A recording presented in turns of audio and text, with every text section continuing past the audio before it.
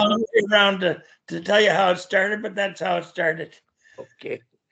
Matt, I'll get back to Terry again later, but reading the book, and generally speaking, I don't know if Tom Malloy's back on or not, but, I think most of us have been raised as Catholics. And so this really always intrigued me because I ended up living with being an immigrant family, a Ukrainian Greek Catholic family, and being dragged to church every Sunday morning, and it was ritualistic as heck. But what amazes me, when I finished playing hockey, I came back and worked at St. Mary's High School, and I saw the influence of the Basilian priests. And there was a priest out there you wrote about, Father Whalehan, who was not coaching football, but I agreed to take on a junior team because I never had a coach. It was my third year of teaching high school. So, can you explain a bit about the Basilians and how did this group of gentlemen get so attached to sport and have such an influence in sport? And it appears to be, you know, the thing that always makes me uncomfortable is the capital R religion. Yeah.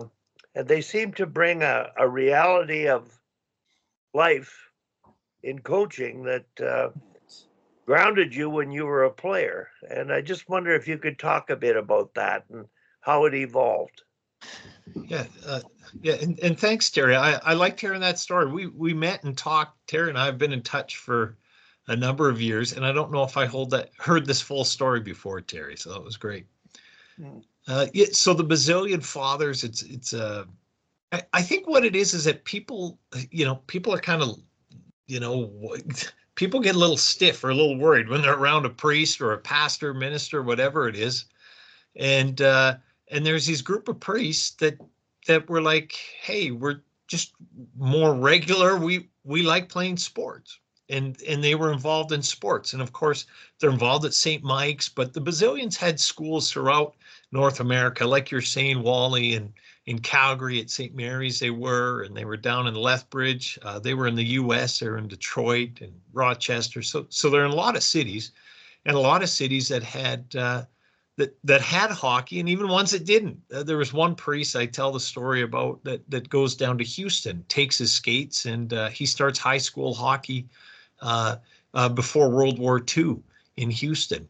So what it is that instead of that heavy ritualistic side of religion, what they see it as is sport as a way to develop character, to develop people, and that through sport, people grow and mature, and especially with young boys playing sports, that instead of getting into trouble with this and that, they stick around after school and they play a sport, and in so doing, they gain leadership skills. They also just they build up school spirit and enthusiasm for the school. So it's a long tradition. Terry mentioned St. Mike's College School in Toronto, so that started way back when, just at the turn of the century, early 1900s, and you had priests running it. And then they would also have lay people, just regular folks. Probably the most famous one at St. Mike's was gentleman Joe Primo. He's the first coach to ever win a championship, Stanley Cup, Memorial Cup, and Allen Cup. He's the only coach to have ever done that. And so you had these priests that would work with kids and work with hockey people, and just thought that there was something special about it. Now, not all the priests agreed with it. Some priests thought that say, for instance, St. Mike should be more academic and it shouldn't be so much focused on hockey. But gosh darn it, they were really good at it. And the neat thing about with the priest running it, if the priest was doing it well, they got a sense of the kids. And in Bauer, for instance, he was always about developing the person. So to him, you developed a friendship with the player. You respected the difference between the player and the coach, but at the same time, it was a matter of knowing something about the player outside of hockey. that you knew who they were, something about their family, what subject they liked in school, or something else to create a bond. And from there, the sports kind of happen around that, but it really it cultivated people, and that's what I think you see with the national team, was that it wasn't just about hockey. But it was about representing your country. It was about the travel. It was about improving your skills. There was so much more to that program than simply hockey, and I think people flourished in the friendships and the bonds, and many went on to become doctors and lawyers and teachers. It's really a tribute to this model of how to coach. Well, Matt, I only spent 1 year with the team, but it had a tremendous impact on me. And I'm really glad you explained the Brazilian influence and the coaching aspect, because I've always, because of Father Bauer, I probably taken to heart the importance that sports can have on one's life and their skills and their service to the world. And Father Bauer, he wanted to be in the Olympics. It was just, we weren't participating. And he thought we had to have a team. I mean, we're a hockey country and we weren't. And there's no doubt about it. His team was a competition, became a competition for players for the NHL. Yeah. And Father Bauer managed to coach young men who became great players that went on high levels. And I'm sure that if they hadn't played for him, they might not have done that, because of the way he approached playing a sport and how you should evolve through the sport. Yeah. And that's what I learned in just 1 year. He wasn't coaching, he was a manager. He showed up occasionally. But I saw, Terry, the way you guys, me as a young rookie, watching you function, communicate, authentic relationships with one another. I felt so comfortable. And the international aspect of playing other countries who were quite a bit more skilled than us, and nobody knew that. Mm-hmm. And it was really an eye opener, because I think we always had this sense of insecurity that, well, we weren't good enough for the NHL, but we could represent Canada. And that's what really drove me to continue to work in education and coaching many different sports, like Father Bauer did. I think he did another wrestling. He wrestled. I don't know if he coached wrestling, but I just feel sport can do so much, and the influence of a coach is remarkable. And I just wanted to get that bit in here. Now, Terry, you said, Wally, that he was a good athlete. He coached me in football too. I played a lot of football. I played football right when I played junior A hockey, right till I was 19. I played for the senior team, and we wouldn't go to the junior practices until November. The football season was over. So he coached me in football and junior football, and he had a real approach to football, which was very straightforward. Blocking, tackling, in a simple plays, dive right, dive left, end run, and throw passes and things like that. But he was why he was so engaging to get along with was you're right, he was a great, not just an athlete, he was a great athlete.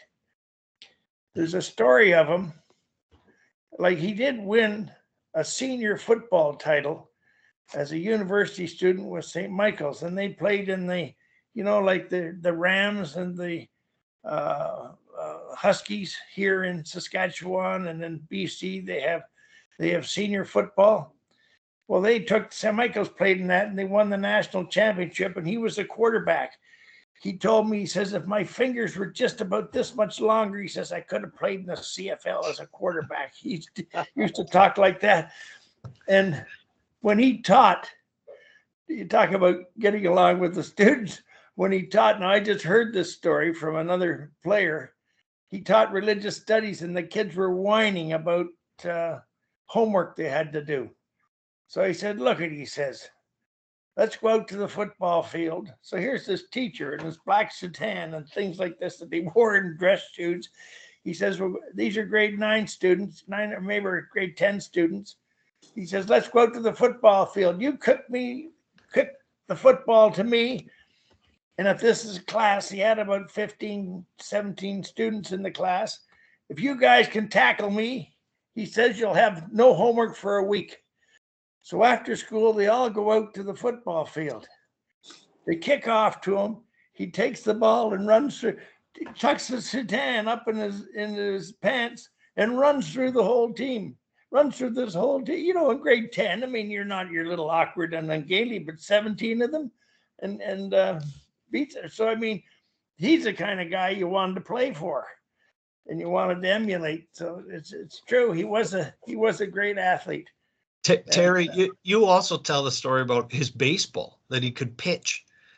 So he was a great pitcher, you know, fastball, curveballs, you name it, but he could throw with both hands, either right or left-handed. Yeah. And so talk about an incredible athlete. What he had an injury early on and on his right side. So then he was able to work with his left hand and he could throw. So even in hockey, I found in a yearbook, when he was playing hockey, they said that, you know, he's going in whichever way shooting left. And then the way the play developed, he needed to be on his backhand, but instead he just flipped his stick. Of course, these are straight sticks. And then he shot with his right and scored. And the reporters just like, who does that? You know, and the goalie was baffled as well. Gordie Howe did a little bit. Okay. Well, good to be compared to Gordie Howe. Yeah. But I mean, the story about that, where we saw this, I was walking out with Father Bauer and to the parking lot, and we had a submerged parking lot with a little bit of rise. And these other guys who were good, strong athletes, they were playing junior hockey.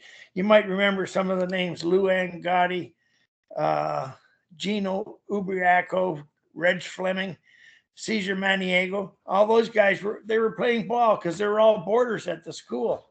And I was walking out to the parking lot with Father Bauer, and they were pitching. And a fight broke out.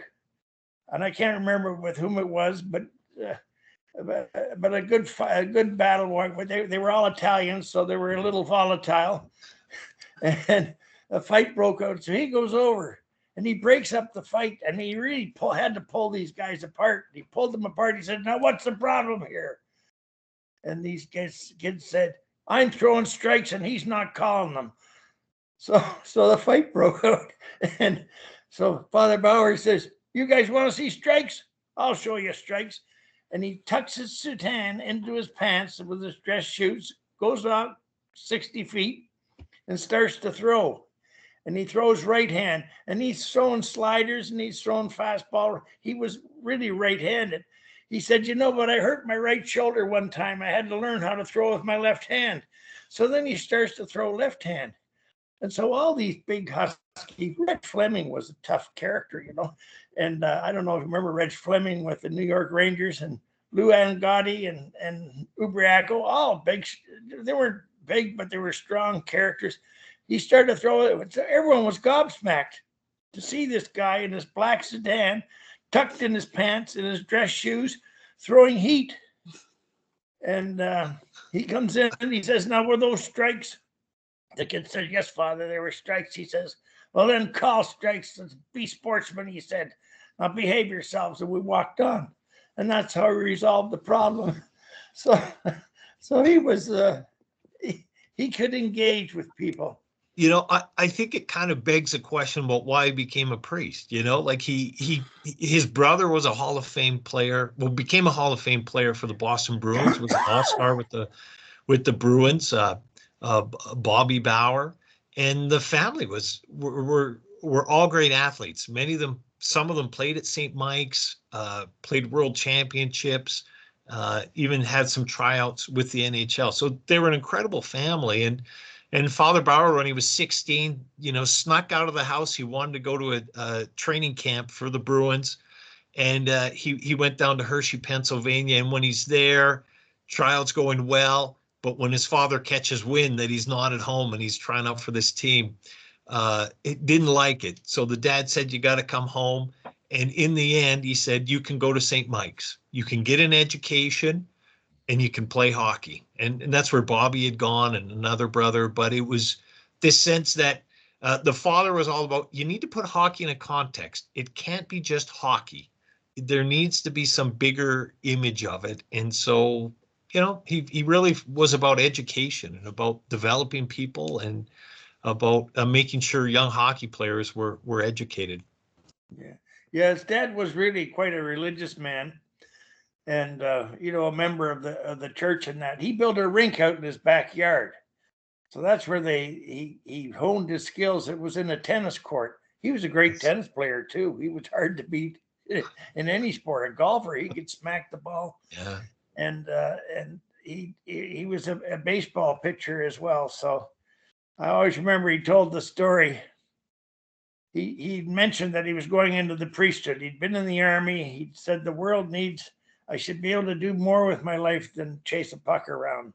Yeah. So coming back in the train, he had this kind of awakening that he'd join the priesthood. So he announced this in the summertime, and he played baseball throughout the summer into the autumn because he went into the seminary in October. And this guy, I think his name was Schnurr. He was an old trainer and a grizzly old guy, and they were really good friends, but he never said anything about Father Bauer joining the priesthood. And Father Bauer would tell this story with a relish. He says, we were playing our last game, and I was catching that game. And he finally came up to me. He says, Dave, he says, I've been thinking about you joining the priesthood, he says.